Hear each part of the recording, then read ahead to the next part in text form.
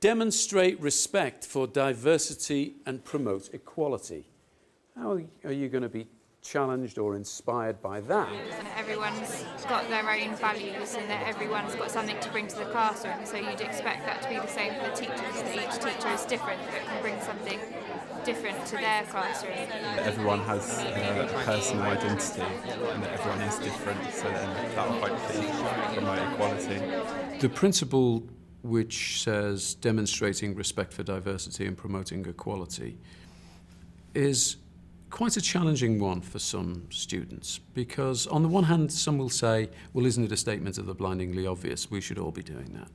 On the other hand, of course, there may be teachers who hold very deep religious or even political views and will say, hang on a minute, I can't leave those at the school gate and come in and operate by, purely by professional standards. Let's say you are a deeply devout person of religious faith, and you believe in the Bible's version of creation, and you're a science teacher.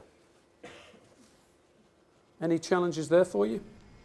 Yeah, because you've got your own personal beliefs, and then you've got what you should be teaching the children. You can't influence you can't let your beliefs as an individual influence their beliefs. So you have a duty to that child to teach them what they need to be taught.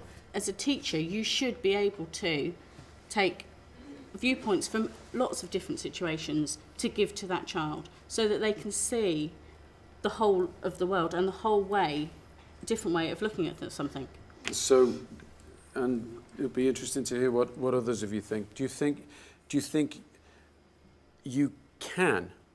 I mean, you're saying you should be keeping that separate from what you teach and what you preach. So in other words, you keep your own private beliefs, political or religious, outside of the classroom. You come in and you teach by a set of professional values. Yeah? That is where your thin line of balance is between preaching and teaching. Okay.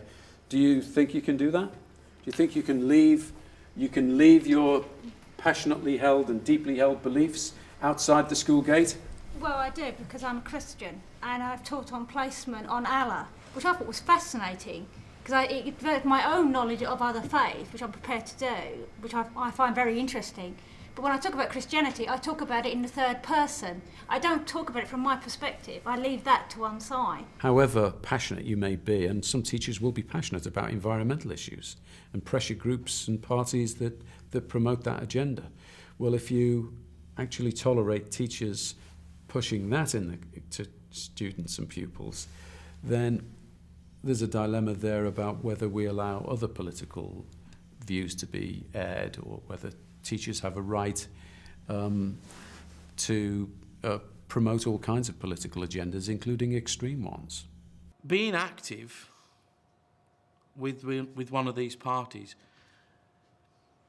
it should not affect your work. But something like the British National Party, how could they say that then it doesn't affect their work? No one can tell you which political party to follow or anything like that, but it's the way that you come across and the way that you expose your views to other people. I think you just need to be careful. I don't myself support the British National Party, but if you wanted to, that's fair enough. You've got the right to. It's your opinion, but don't impose it on other people. Having a view is perfectly fine, and you can't necessarily always change that.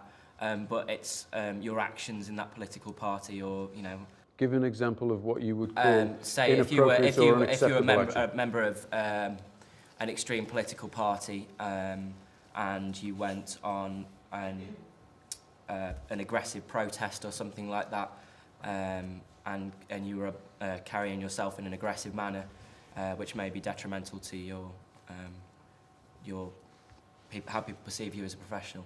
The issue about promoting equality and respecting diversity is often a real challenge to students, because sometimes there will be cultural values or religious beliefs that teachers don't necessarily believe or even respect on the surface, or want to promote the equality of, and that will be a challenge to them. And so teachers again can be guided by the school as a community, that it is inclusive, that actually what we're respecting is the individual. We're respecting them as individual learners and children. We're promoting their equality